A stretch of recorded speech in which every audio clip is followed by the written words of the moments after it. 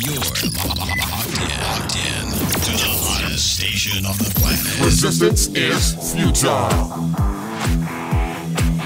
The revolution has begun.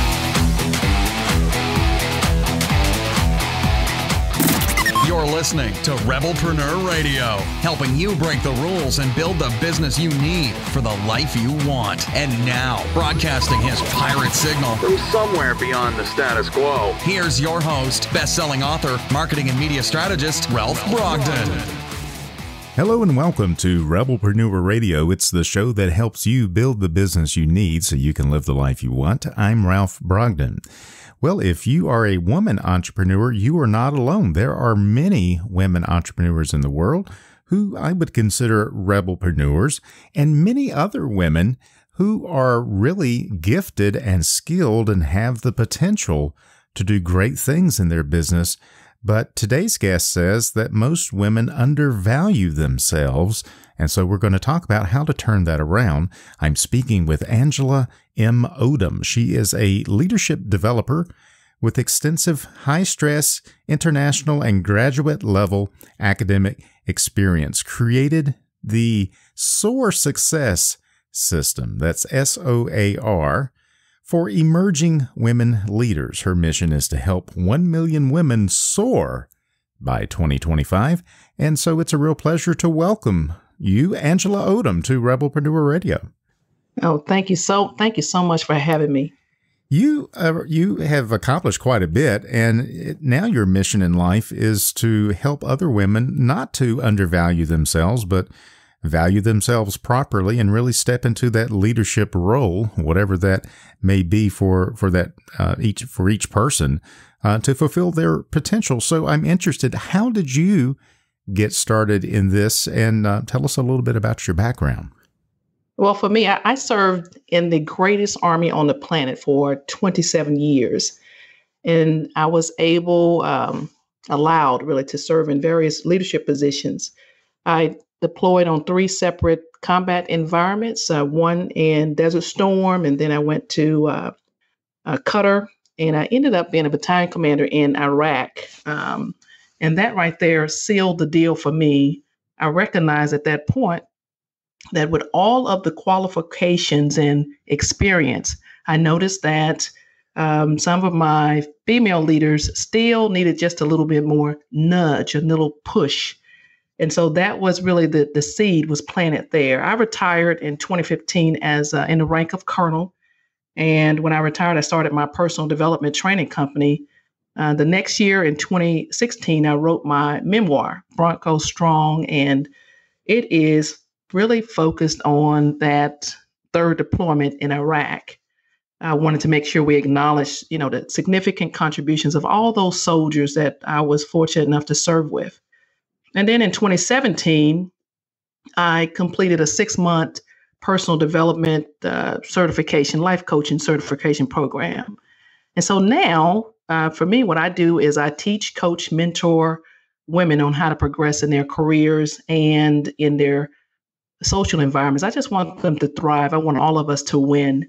So that's how I got here. And for me, the S.O.A.R success system is simply a framework to help women achieve that which they desire. Sometimes it might be a kick in the butt, and sometimes it might just be a quick little nudge. It depends on what she needs, not so much, what I want for her.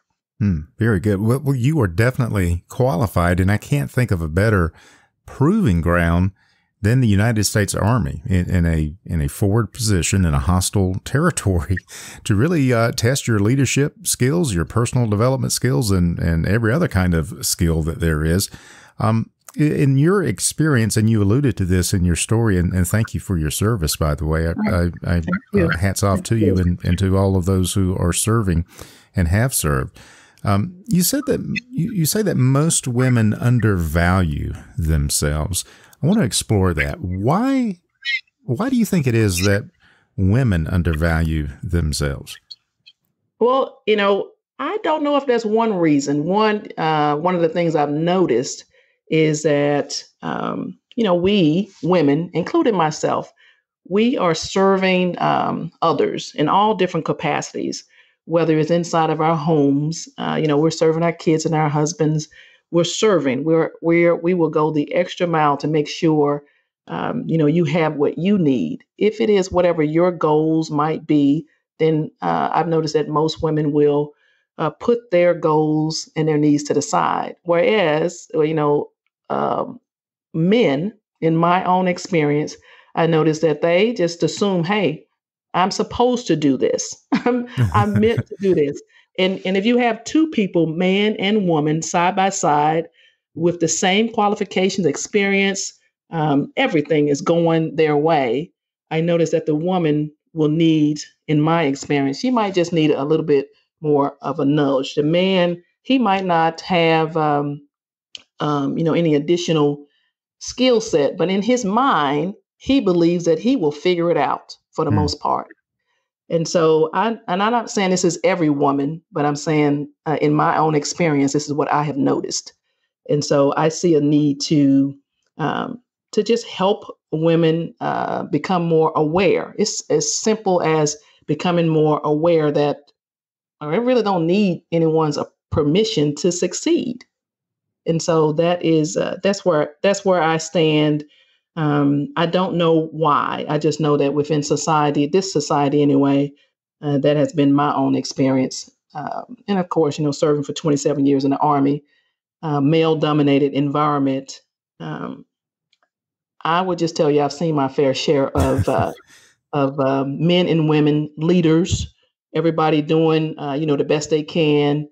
And still, I just know that I've seen that difference. And I think that's absolutely correct. And again, what better place to see this than in the male-dominated institution of the military? Greatest army in the world, but it's dominated by men. And so there's a certain social categorization that goes on, and that extends, I think, to other parts of society. And we pick up on these things where women are more about serving and supporting others. Men are more about let's go get it done, goal oriented, and so that can create some issues later on down the road when women want to try and create something in their own lives, when they want to progress in their career, when they want to achieve their goals.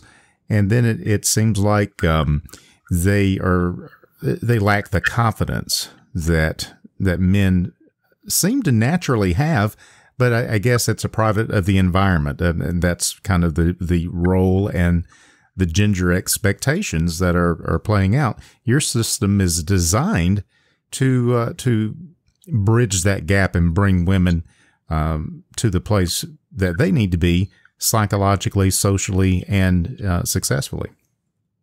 Oh, definitely. And what I realized is after I retired and I started to work with more community service organizations, volunteering and taking on, different roles in those organizations, I noticed it was similar. And I was like, wait, I thought it was just in the Army. No, it is. So that was an eye opener for me, and realizing that, leadership skills, personal development skills, mindset skills are just needed across the board. Yeah. And usually when I have a guest come on and we're talking about who they work with, and if they predominantly or exclusively work with women, I'll usually joke with them and say, oh, that's a shame, because I know a lot of men that could use your help. But I like the fact that you're actually focused on women because of this very specific need that they have in their life that needs being met in men. It's not being met in women. Your goal is to actually help 1 million women by 2025. Is that achievable? Is that one of those big, hairy, audacious goals? What's your plan for being able to reach 1 million people or 1 million women by 2025? So this is what I realized in this year, in 2019. I realized that, relationships matter. And so for me to be able to help 1 woman or 1 million women, I need to develop, more corporate partners, more relationships with larger organizations. And so when you say a big, hairy goal, audacious, yes, it's all of that. Mm-hmm. And yes, it will be done. And I believe you. I believe everything you say when you say it will be done one way or the other. So let's talk about the obstacle. Because if this was easy, everybody would be doing it and we wouldn't have a problem. I think we've identified, and and like you said, and it's a good point, that there's probably not a single reason why this is. It's a combination of a lot of things, of how we are raised, societal expectations. But the common issue here is that women need that extra support to help them soar. And we're going to get to your framework, but when you're working with women to try and get them to where they want to be, what would you say is the biggest hindrance? What is the biggest problem you run into with the women that you're trying to help? Saying yes to everything. So one of the principles I encourage women to take on, to embrace, is to respond with a full body yes or either a complete no. That's when someone is requesting their time, their energy, and their resources.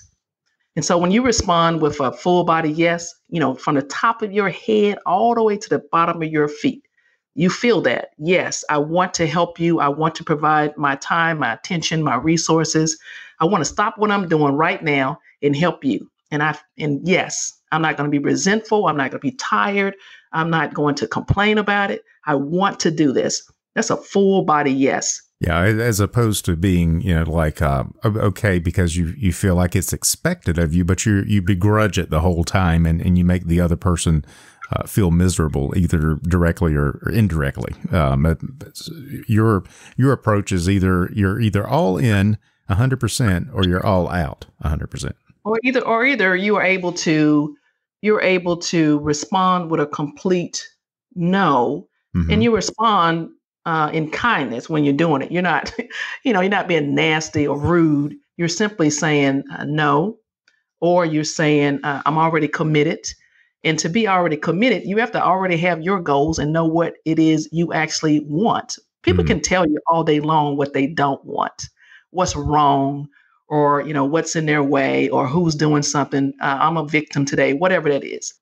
But when you're able to respond with a complete no, then that usually means that you already have things lined up. You already have aspirations, and you know what they are, and you know why you want them. You know the impact that you are going to provide and who you're going to serve. However, when we're saying, well, okay, sure, maybe, I think I can, then that energy just boomerangs right back to you, and you are still, either stuck or you're being taken advantage of, or you are somewhere whining and complaining about being a victim when you don't have to. So I believe the most common problem that I see is that we say yes to any and everything when we don't need to. And so by not having a clear purpose and clear goals that we are pursuing, women in particular end up supporting everyone else's goals and everyone else's future, and not really, because they're not working towards their own outcomes, they tend not to be able to say no to someone else's agenda. Am I saying that correctly? You are all over it. This looks like you've been here before, Ralph. What's going a little on? bit of it. Yeah. Well, and like you, I've seen this happen as well. And I'm just trying to wrap my head and my heart around this problem. I've got a wife and 2 daughters, so I do have some experience with what we're talking about. And I also have an interest in the solution. How can we move past societal expectations and gender assumptions and roles, and really begin to fulfill who we are as people, male and female. Yes. So that brings us to your framework, which is the S.O.A.R success system, and that's S.O.A.R as in soaring and flying high. Yeah. Walk us through that process. Walk us through that success system and give us your methodology for helping women to succeed. Well, the first thing is we come to the understanding that women succeeding or an individual succeeding does not mean that someone else has to fail. We come to that understanding, whether that is a man or a woman, whomever it is. It's not about the other person not winning. We want everyone to win. That is the first understanding that we come to. And then we talk leadership, whether it is the person's approach, as in their leadership style. And we talk about the skills that are needed for them to progress. Most likely the skills are, communication, presentations. It is conflict resolution, delegation, trustworthiness. Most likely those are the skills that we all need to master. And then, of course, there are others. So we start there by talking leadership, where they are, doing an assessment. And then we move to, okay, so what do you want? Not what you don't want. What do you want? And that's when we look at a strategy for S. And it is not what you want, it's how we're going to get there. What steps are you going to take? That's the strategy. And then we look at organize, that's O. And so we look at, well, what types of things can we organize? And most likely it is organizing our week, organizing our morning and our evening routines, our finances, pertinent documents, key metrics, because if you don't know when you actually reach the goal or when you achieve success, if you're not setting any metrics, then you're still just running around. And then, of course, the other one is organizing resources. And then, looking at A, accountability. Most of the time, accountability, we're really talking about accepting responsibility. And the things that we can put in place for accountability is, you could tell a friend. I don't know about you, but I got friends that say, you told me you were not eating carbs. Yeah. You can tell a friend, you can join an accountability group, use technology. I got this fancy phone and I can set up all types of notifications, and it helps me greatly. You can hire a coach. And oh, by the way, my favorite is to write it down. And then we look at relationships. I hear people talk about, especially inside of their work environments. Well, I wasn't invited to their meeting. Well, guess what? We want to focus on the relationships that actually matter when we're talking about the R. And those relationships really are your parents, a partner. That could be a work partner or, your own personal partner, friends. And we all have work friends. We got friends that we only go to, might go to church with. We have our church friends, our work friends. We have our girlfriends. We have our friends that we take on trips. So our friends, mentors, and then the most important relationship is a relationship with yourself. And so that's what we do. We walk through the S.O.A.R success system, looking at the approach we're going to take. No matter how long it takes, sometimes it might be, something very small that we can, adjust. And then sometimes it is small steps to a really big goal that a woman or a leader wants to achieve. I love that success system. The S.O.A.R success system, the strategy, organize, accountability. And I really love what you said about accountability. It sounds really fancy, but really it comes down to accepting responsibility, allowing other people to hold you responsible for your behavior and for your thoughts and for your words. And I really love that. I mean, that brings accountability down to a level that anybody can understand. And it's accepting responsibility, not making excuses, but accepting responsibility. And then relationships, and that's the key that makes everything work in this interconnected world that we live in. So, Angela, as you travel about and as you with your books and with your speaking and the other programs and things that you have going on, describe for us how you work with people in a way that really improves their chances for success compared to doing it the way they've been doing it. Well, for me, I actually just meet the person where they are, and we, go, whether it is one-on-one coaching, whether it is a group session itself, or a meetup, or one of the online programs that I have. We start with what they want, and I've been to all types of training, and sometimes the training is based on what someone may have read in a book.